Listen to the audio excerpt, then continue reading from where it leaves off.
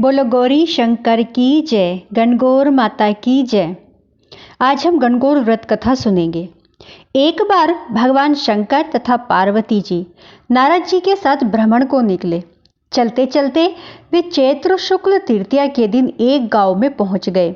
उनके आगमन का समाचार सुनकर गांव की श्रेष्ठ कुलीन स्त्रियां उनके स्वागत के लिए स्वादिष्ट भोजन बनाने लगी। भोजन बनाते बनाते उन्हें काफी विलंब हो गया, किंतु साधारण कुल की स्त्रियां श्रेष्ठ कुल की स्त्रियों से पहले ही थालियों में हल्दी तथा अक्षत लेकर पूजन हेतु पहुंच गई।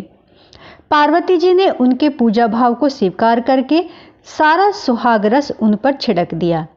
वे अटल सुहाग प्राप्ति का वरदान पाकर लौटी। इसके पश्चात उच्च कुल की स्त्रियां अनेक प्रकार के पकवान लेकर गौरी जी और शंकर जी की पूजा करने पहुंची। सोने चांदी से निर्मित उनकी थालियों में विभिन्न प्रकार के पदार्थ थे। उन स्त्रियों को देखकर भगवान शंकर ने पार्वती जी से कहा, तुमने सारा सुहाग रस तो साधारण कुल की स्त्रियों को ही दे दिया, अब इन्हें क्या दोगी? पार्वती जी ने उत्तर दिया, प्राणनाथ, आप इसकी चिंता मत कीजिए। उन स्त्रियों को मैंने केवल ऊपरी पदार्थों से बना रस दिया था, इसलिए उनका रस धोती से रहेगा, परंतु मैं इन उच्च कुल की स्त्रियों को अपनी उंगली चीरकर अपने रक्त का सुहाग रस दूंगी। यह सुहाग रस जिसके भाग्य में पड़ेगा वह तन मन से मुझ जैसी सौभाग्यवती हो जाएगी। जब स्त्रियों ने पूजन समाप्त कर दिया तब पार्वती जी ने अपनी उंगली चीरकर उन पर छिड़क दिया। जिस पर जैसा छींटा पड़ा उसने वैसा ही सुहाग पा लिया। इसके पश्चात भगवान शिव की आज्ञा से पार्वती जी ने नदी तट पर स्नान किया और बालू की शिव मूर्ति बनाकर पूजन करने लगी। पूजन के बाद बालू के पकवान बनाकर शिव जी को भोग लगाया। प्रदक्षिणा करके नदी तट की मिट्टी से माथे पर तिलक लगाकर 2 कण बालू का भोग लगाया। इतना सब करते करते पार्वती जी को काफी समय लग गया। बहुत देर होने के बाद जब पार्वती जी लौटी तो महादेव ने उनसे देर से आने का कारण पूछा। उत्तर में पार्वती जी ने झूठ ही कह दिया कि वहां पर मेरे भाई भावज आदि मायके वाले मिल गए थे, उन्हीं से बातें करने में मुझे देर हो गई। परंतु महादेव तो महादेव ही हैं, वे कुछ और ही लीला रचना चाहते थे। अतः उन्होंने पूछा, पार्वती, तुमने नदी के तट पर पूजन करके किस चीज का भोग लगाया था और स्वयं कौन सा प्रसाद खाया था?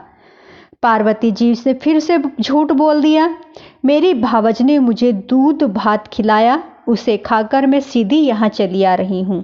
यह सुनकर शिव जी भी दूध भात खाने की लालच से नदी तट की ओर चल दिए। पार्वती दुविधा में पड़ गई। तब उन्होंने मौन भाव से भगवान शंकर का ही ध्यान किया और प्रार्थना की, हे भगवान, यदि मैं आपकी अनन्य दासी हूँ तो आप इस समय मेरी लाज रखिए। यह प्रार्थना करते ही पार्वती जी भगवान शिव के पीछे पीछे चलती रही। उन्हें दूर नदी के तट पर माया का महल दिखाई दिया। उस महल के भीतर पहुंचकर वे देखती हैं कि वहां शिव जी के साले सलज आदि सारा परिवार उपस्थित है। उन्होंने गौरी तथा शंकर का भाव बिना स्वागत किया। वे दोनों 2 दिन तक वहां पर रहे।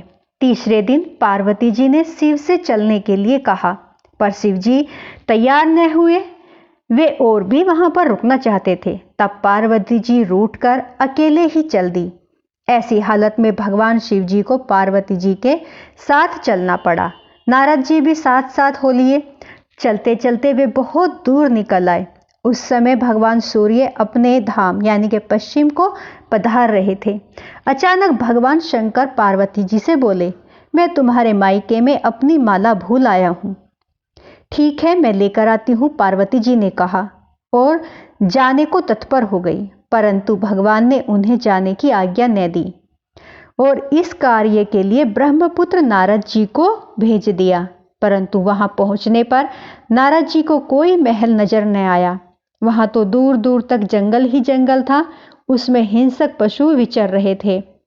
नारद जी वहां भटकने लगे और सोचने लगे कि कहीं मैं किसी गलत स्थान पर तो नहीं आ गया। मगर सहसा ही बिजली चमकी और नारद जी को शिव जी की माला एक पेड़ पर टंगी हुई दिखाई दी। नारद जी ने माला उतार ली और शिव जी के पास पहुंचकर वहां का हाल बताया। शिव जी ने हंसकर कहा, नारद, यह सब तो पार्वती की ही लीला है। इस पर पार्वती बोली, मैं किस योग्य हूं? तब नारद जी ने सिर झुकाकर कहा, माता, आप पतिव्रताओं में श्रेष्ठ हो और सौभाग्यवती समाज में आदि शक्ति हो। यह सब आपके पतिव्रत का ही प्रभाव है। संसार की स्त्रियां आपके नाम स्मरण मात्र से ही अटल सौभाग्य प्राप्त कर सकती हैं और समस्त सिद्धियों को बना तथा मिटा सकती हैं। तब आपके लिए यह कर्म कौन सी बड़ी बात है? महामाये, गोपनीय पूजन अधिक शक्तिशाली तथा सार्थक होता है। आपकी भावना तथा चमत्कार पूर्ण शक्ति को देखकर मुझे बहुत प्रसन्नता हुई। मैं आशीर्वाद रूप में कहता हूँ कि जो स्त्रियां इसी तरह से गुप्त रूप से पति का पूजन करके मंगल कामना करेगी, उन्हें महादेव जी की कृपा से दीर्घ आयु वाले पति का संसर्ग मिलेगा। बोलो माता पार्वती की जय। बोलो गौरी शंकर की जय। गणगौर व्रत की कथा यहीं पर समाप्त होती है। अब हम विनायक जी की कथा सुनेंगे। बोलो गणपति महाराज की जय। एक बार गणेश जी एक छोटे बालक के रूप में एक चिमटे में चावल और एक चमचे में दूध लेकर निकल गए। वे हर किसी से कह रहे थे कि कोई मेरी खीर बना दो, कोई मेरी खीर बना दो। एक बुढ़िया माई बैठी थी, उसने कहा, ला मैं तेरी खीर बना देती हूँ। वह छोटा सा बर्तन चढ़ाने लगी। तब गणेश जी ने कहा, दादी माँ, छोटी सी भगोनी मत चढ़ाओ, आपके घर में जो सबसे बड़ा बर्तन है वह चूल्हे पर चढ़ा दो। बुढ़िया माई ने जो सबसे बड़ा बर्तन था घर में वह चूल्हे पर चढ़ा दिया। वह देखती रह गई कि चावल और दूध डालते ही पूरा भगोना खीर से भर गया। गणेश जी ने कहा, दादी माई, मैं नहाकर आता हूँ।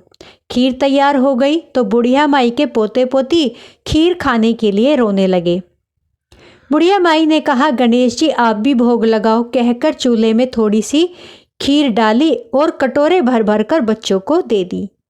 पड़ोसन ऊपर से सब देख रही थी। बुढ़िया माई ने सोचा यह चुगली खा देगी, सो कटोरा भरकर उसे भी पकड़ा दी। बेटे की बहू ने चुप से एक कटोरा खीर खाई और कटोरा चक्की के नीचे छुपा दिया। अब गणेश जी नहीं आए। बुढ़िया माई को भी बहुत भूख लग रही थी। एक कटोरा खीर भरकर किवाड़ के पीछे बैठकर एक बार फिर से कहा, जय गणेश जी आप भी भोग लगाना, और खाना शुरू कर दिया। तभी गणेश जी आ गए। बुढ़िया माई ने कहा, आजा रे गणेशिया, खीर खा ले, मैं तो तेरी ही राह देख रही थी।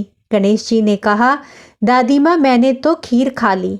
बुढ़िया माई ने कहा, कब खाई?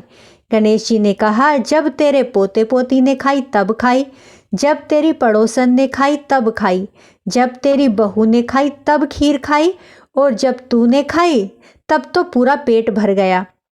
बुढ़िया माई ने कहा, बेटा और सारी बात तो सच है, पर बहू बेचारी का नाम मत लेवे, सुबह से काम में लग रही है, उसने खीर कब खाई? गणेश जी ने कहा, चाकी के नीचे देख झूठा कटोरा पड़ा है, तूने तो मुझे भोग लगा कर खाई, वो तो वैसे ही खा गई।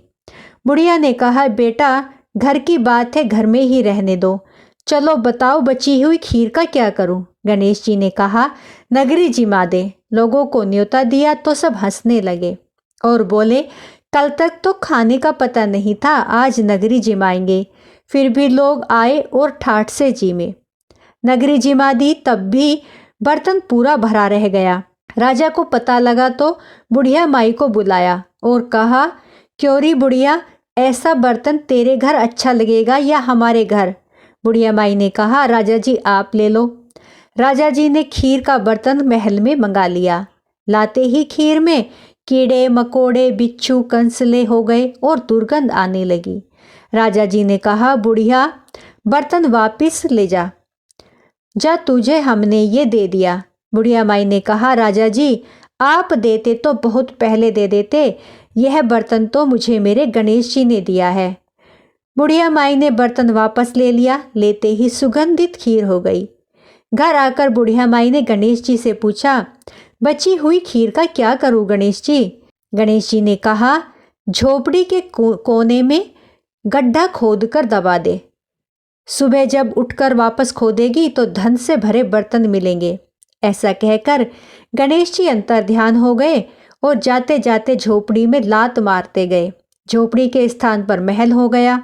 सुबह बहू ने फावड़ा लेकर पूरे घर को खोद दिया तो कुछ भी नहीं मिला। बहू ने सास से कहा, सासू जी आपके गणेश जी तो झूठे हैं।